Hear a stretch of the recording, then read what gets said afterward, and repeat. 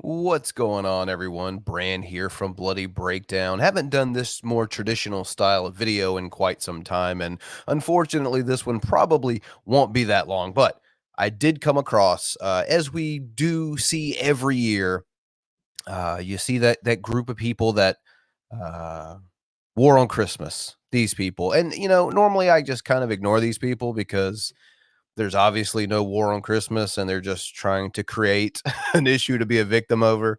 Um, but this year, I've noticed with the success of Thanksgiving and other holiday slasher and horror inspired films out there, apparently the War on Christmas people now believe that these films are a direct slight against them, their religion, their way of life, their patriotism, you name it. It's coming right for them. So I figured, even though this is, albeit a short clip, we'll take a look at, I believe this person's name is Laura Ingram, and her sidekick there next to her. I don't know who the fuck this guy is, but I have in the past seen exchanges between these two where they both came across looking like they share a brain cell. So if you're all ready, I'm ready. Let's dig in. The War on Christmas hits theaters, folks. Let's check it out. Well, now even Christmas is being profaned.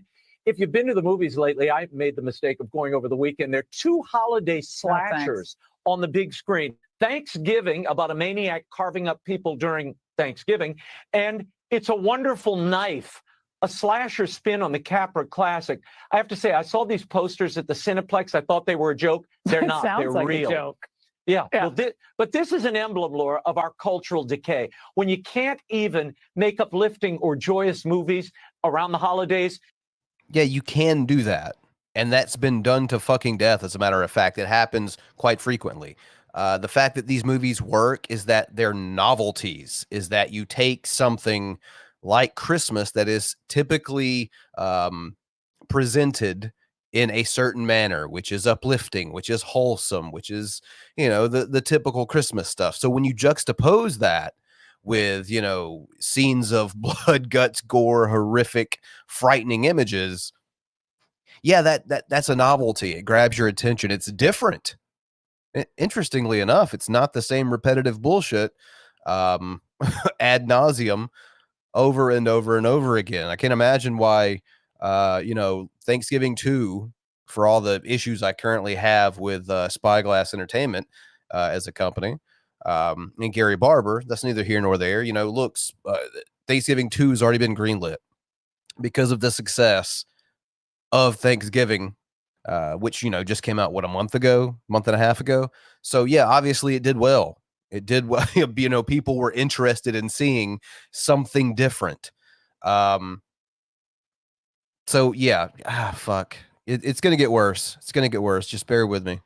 You have to extend killing, mutilation, maiming, and death. But it's so, I mean, I'd like to be surprised by this. I'm not surprised at all. I'm not surprised by the. Well, nor should you be.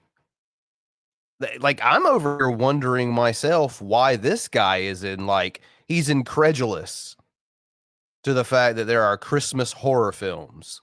Like, like this is new to him. So, I mean, Krampus, Silent Night, Deadly Night, Black Christmas, The Mean One, Better Watch Out, Christmas Evil, Gremlins, Anna and the Apocalypse, Jack Frost, Inside, The Lodge, and that's just off the dome of Christmas inspired or Christmas oriented horror and slasher films. Like, bro, come on. Yeah, this is nothing new. So for once, Laura Ingram, I'm sure she'll fuck it up. She'll say something just ridiculously out of left field and with no merit. But at least on that part, yeah, you shouldn't be surprised about that. This is something that's been happening since decades at this point. I'll tell you, here's the thing. This subgenre, or this subgenre even perhaps, it's nothing new. But what else isn't new? Just along with this subgenre, as I'm going to call it, I'll tell you what else isn't new is your ilk and people like you bitching about it, because we saw this exact same thing Speaking of Silent Night, Deadly Night, that movie got jerked out of theaters because of, you know, uber Christian soccer moms that look and sound a lot like Laura Ingraham here. Flasher and It's a Small World. Remember when I got stuck on It's a Small World, Raymond? I was stuck for at least 45 minutes. 45 minutes. It's a shame it wasn't 45 fucking years.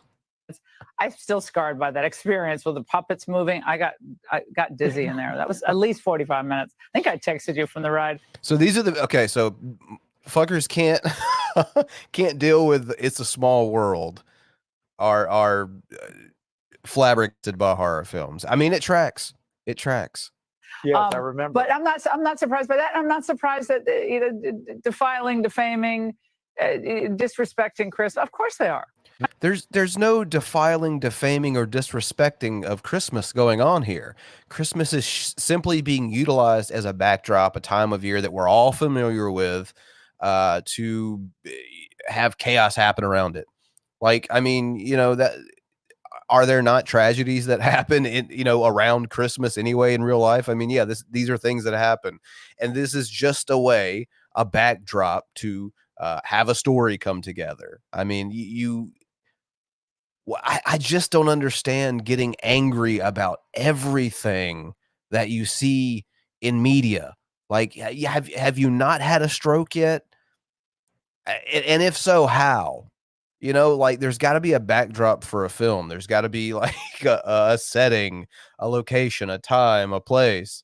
It's just such weird thing to get angry about. And if you watch these films, none of them are like attacking the holiday or like, you know, just straight up coming for, you know, the religion or whatever the holiday's built around or what have you. It's just there because these are things that we're all familiar with. And so it's easy to immerse yourself into the film and enjoy it. I mean, that's just, of course. And Raymond, now and there you go. I guess that's the end of that, right? So yeah, like I said, short clip, but I did want to. it was just lulzy enough that I wanted to talk about it. So yeah, hope you all enjoyed this.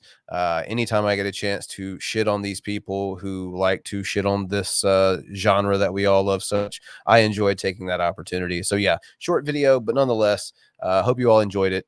And if I don't make anything else before then, Merry Christmas, motherfuckers. We'll see you in the new year.